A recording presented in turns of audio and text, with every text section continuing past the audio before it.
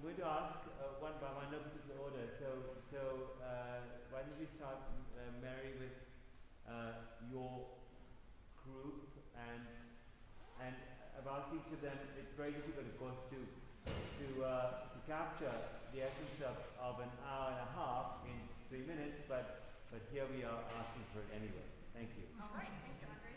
My name is Mary Cohen. I'm a music ed professor at the University of Iowa. Do some research quite a bit with prison choirs and direct to choir prisoners and community members. And our group is charged with the question: how has choral music been used to empower marginalized members of society, such as incarcerated and homeless? We discussed a number of challenges of both populations of people that are marginalized and people that are behind bars. And we just decided, after a long discussion of all sorts of problems related to those populations, we came up with a list of goals. And some of them are extremely high-reaching, and we challenge you each to think about if they are something that you can do in your life as well as the people you are around. 1, change assumptions. There are a lot of assumptions people have about groups when they don't know about that particular group. And if we can change assumptions toward other groups, it will really enhance our ability to get along as people on the earth. These are big goals. Are you ready for the next one? It might even be bigger. It's related to people that live in the United States of America, and the idea of changing attitudes from being individualistic to communal. Every time I say that to people, they laugh and say, good luck. It's doable? It's global. It's global. Oh, okay. Well, I have the perception in the United States that it's really needed quite a lot in the United States. So those are 2 huge goals that we have. And then the other points we came up with goals relate to increasing the number of prison choirs, advocating for prison choirs, disseminating information and narrative about experiences of prison choirs, creating some type of choir for incarcerated parents and children. And Susan Knight had an idea of doing some kind of virtual connection between people that are not, like maybe a group of people outside of prison with people in prison. And apprenticeship programs for people who want to learn about how to work with marginalized populations.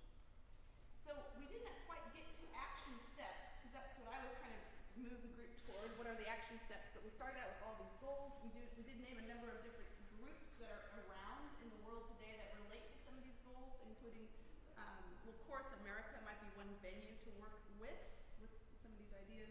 There's a group called Critical Resistance, and their goal is to abolish the prison system. There's a group I learned about from one of the people that came up to me after my session, and he told me about the American Ethical Union, which is working toward humanizing criminal justice. And then 2 other diversity building programs. One is called Alliance for Change, and another, the National Coalition Building Institute. So we have a lot of ideas, and we need the recipe to meet those. Thank you very much, Mary. And I should point out that Mary was right at the beginning of this symposium one of the key people to frame our discussions and our thematic representations for the symposium. So we're indebted to you, Mary. Thank you very much. And now I'll ask Micah to come and report in 3 minutes on the essence of your group's work, which was chaired by Rahim Haddad. Sure. So I am reporting on Rahim Haddad's session about music as a tool for transcending political boundaries. We had a very interesting discussion. We started by talking about music as a starting point for a shared experience for people from different sides of any given boundary, using music as a way to create a foundation of trust. But we also discussed how music can be used most effectively, not as a be-all and end-all, but as a starting point for ultimate discussion and sort of deepening of mutual understanding sort of on a personal level, not just on a musical level. A good example of why this is important, as we discussed, is in sort of the choosing of repertoire for people from different sides of any given conflict, whether it be sort of political or socioeconomic or whatever it is. That people at the beginning might not necessarily be comfortable singing one another's music. And you need sort of a discussion and a sort of deepening of the human understanding of what a musical interaction entails in order to create that kind of comfort.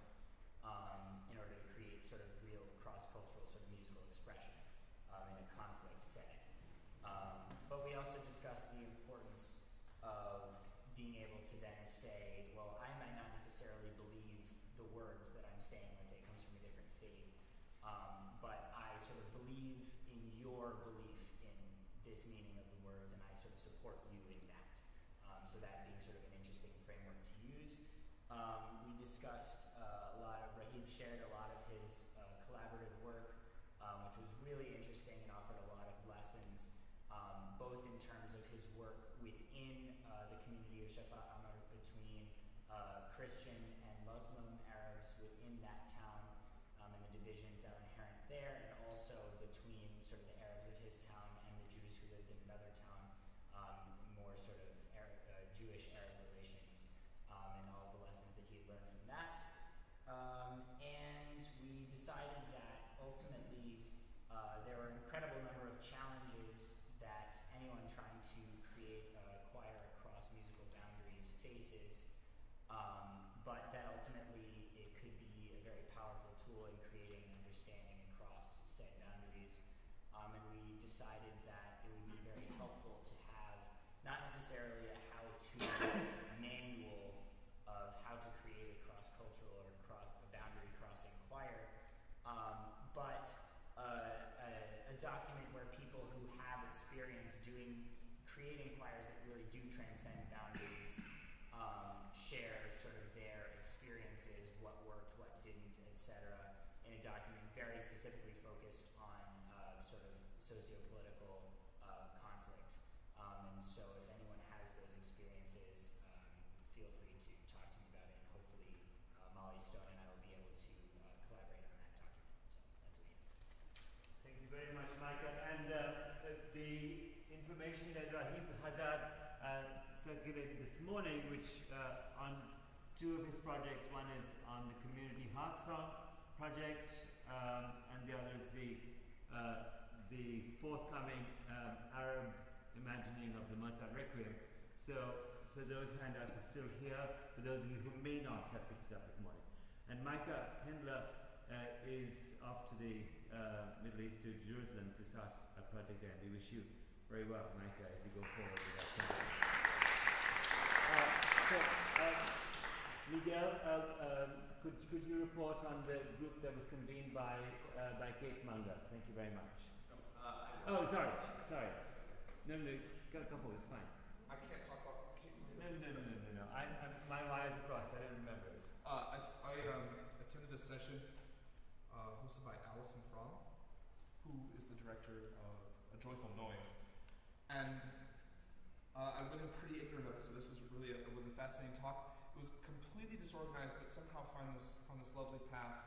Am I right? We didn't know what we were going to do. And it just found this lovely path of open questions that led to discussions. A very small group of us, maybe about 5. And we went around and introduced ourselves, and in so doing discovered that even within our circle, there were some immediate, obvious personal connections to the type of work and the relationships that Alison works on. Immediately, Alison discussed the concept that singing with disabled singers goes beyond a charitable endeavor, and that's an important thing to think about, that her work is not done from a place of pity or of trying to offer charity, per se. There were questions asked about, from the teacher, Tian, saying, how do you work with so many different educational challenges, people with such wide ability and experience in music?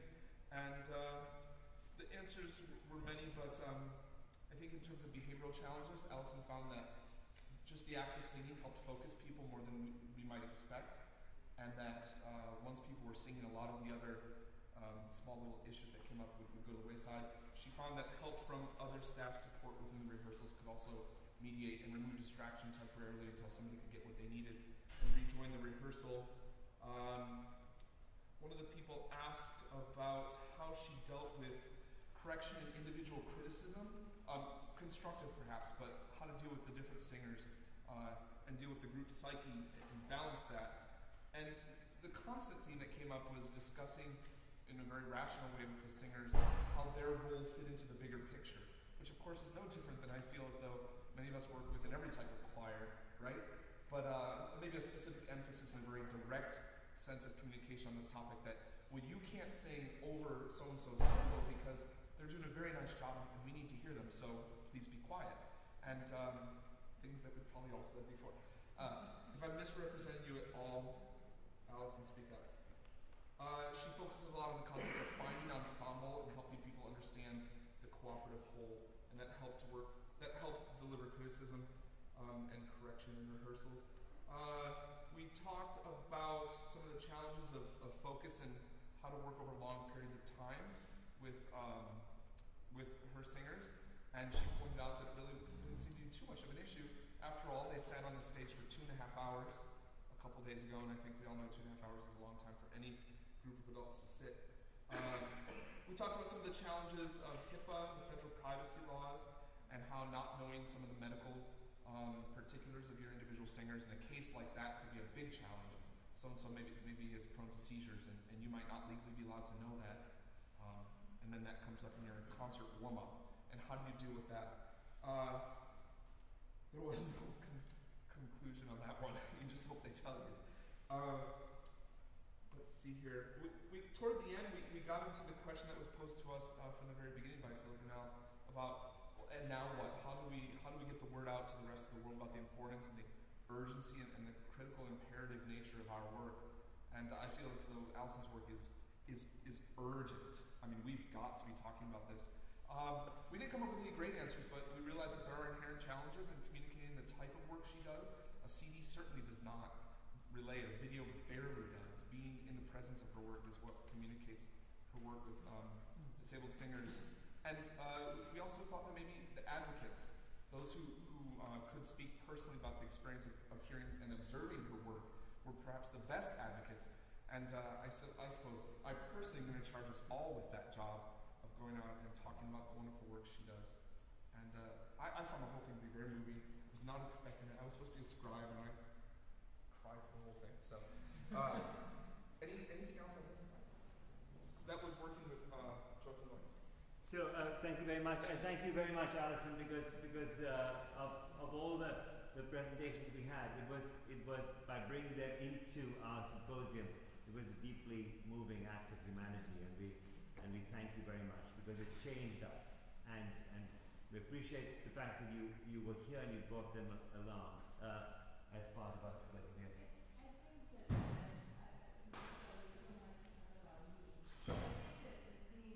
one of the things that we were trying to share was how do we communicate to the rest of the world the humanity of these people and of the prisoners, that we are all part of one humanity. And to some extent it is changing the mindset, changing the vision that people have of these groups. That this is not charity, this is art. I think that was part of what we were talking about. And Agnes' thought was that grassroots, word of mouth, may be as powerful as any of our wonderful internet tools, as powerful as they may be. Right, and the fact that Maggie was on the stage is a powerful role model for us that you could be and you were part of this enterprise, and we were deeply moved by that.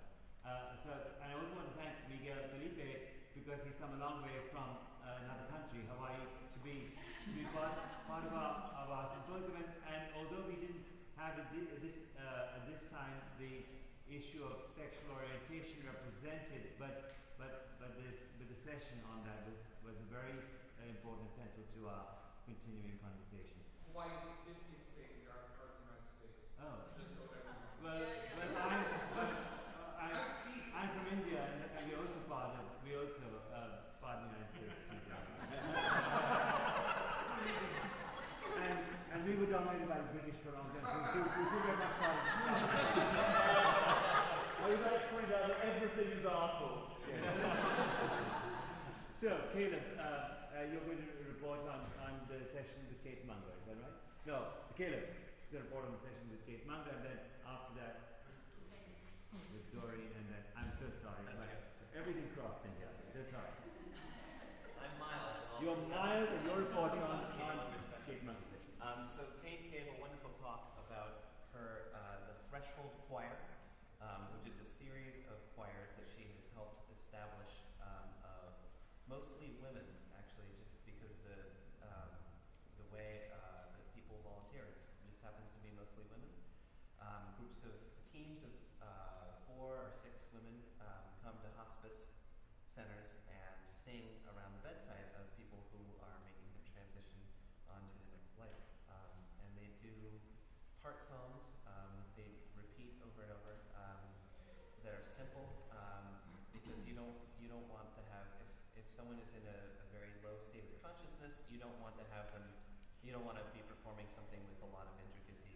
You want something that has a very basic message that they can grasp. And she has trained, there are over 100 of these choirs around the country. And her main point, I think, is the importance of sharing the gift of singing with the people who are dying. And the importance of the presence of the human voice. So she arranges trainings and workshops with these choirs, and you can establish one in your area.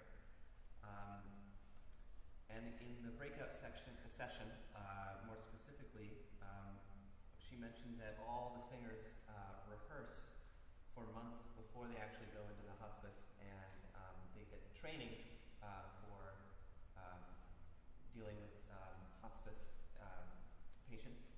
And especially interesting was that she has this long sort of sloped couch that she brings to the rehearsals, and has one person at a time lie on the couch so that the person can experience what it's like to receive, not only sing for the people who are hospice patients, but receive that and feel what it's like. They also often have the nursing staff do this, so they know so they can sort of be convinced of the power of this this service for the dying, and so that they can experience what it's like themselves. We also talked about our own experiences. Again, it was a very small group of about 4 of us. Our own experiences either with friends or family who have passed on, and singing with them, either in their final stages or earlier, and finding what music means, holds specific meaning for them. Or experience with hospice. There's the Connecticut Hospice nearby in Brantford, about a 15-minute drive from here, which the Yale Camerata fortunately sings at, not the whole group, but a small group, sings at several times a year, which has been a wonderful experience, both caroling and at a yearly or an annual service of remembrance. So this is a wonderful experience that a few of us have shared. And Kate also just speaks very strongly about the health benefits of, or not only the health benefits of singing that we can't scientifically prove, but that humans have known about for thousands of years. There's something fundamentally healthy and improving about singing, but also something incredibly improving for interpersonal relations. And she notes that Americans have sort of stopped singing in a established societal way. It's really cut and dry where it's appropriate to sing, whereas Kate sings to people personally all the time. If someone asks about her necklace, she will sing to them, even if it's in line at an airport, probably to the chagrin of those around her. But oftentimes it's led to very interesting conversations or relationships that she's found. And so she's trying to tap into this need for singing, not just for hospice patients, but also for our society, for our general health and relations. And just noting that other cultures, this is very popular in other cultures, and so why should it not be popular here? Again, a very interesting session. Thank you very, very much, Miles, and I should point out that both Miles and Micah have been central as fellows. Is that what? Research fellows in this symposium, and so they've had responsibilities that far exceed the small commitment of today. So we're really grateful to both of you for being part of this project. So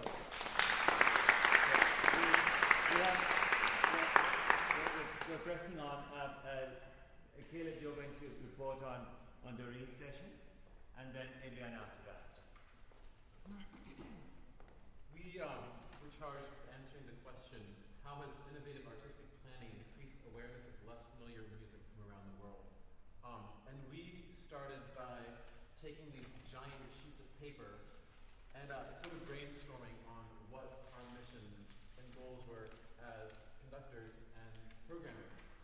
And I want to point out first that we had a very eclectic body of people in the room, ranging from undergraduates to graduates to conducting professionals, sort of all over the board. And we decided to first come up with our mission. And we came up with to instigate artistry, education, and social responsibility. And those 3 points were sort of the overarching motivation in the continuing conversation that we had. So after that, we decided to go to what do we value in choosing our repertoire for the 21st century. And we came up with diversity, inclusion, and social awareness. And those 3 things are what we all decided that we planned our repertoire wanting to be inclusive with everybody that we were both singing to and that were in the choirs. And we came up with some sort of guidelines in 4 areas that we deemed important. And that was classics, which were cross styles and genres, new music for both living composers and commissions and collaborations with other choirs and, as we saw, dance groups and all different people, including world music, both in the cross-cultural sense, both in vernacular and arranged and composed, and also including popular styles. How do we include what is currently being written, both pop, folk, all those different genres that's being done right now? How do we incorporate those into our programs? And we also came up with some considerations and problems and things that we need to keep on thinking about and being aware of. And that was making sure that we are being appropriate to the origins of the music that we choose to do, making sure that arrangements are tasteful and not making light of the music that was originally there. Yeah. And then how do we make sure that we are educating the audience and the choir? Also, how do we keep having global perspective for these programs? And also, what is the difference between multicultural and racial and ethnic music? And we discussed that as well.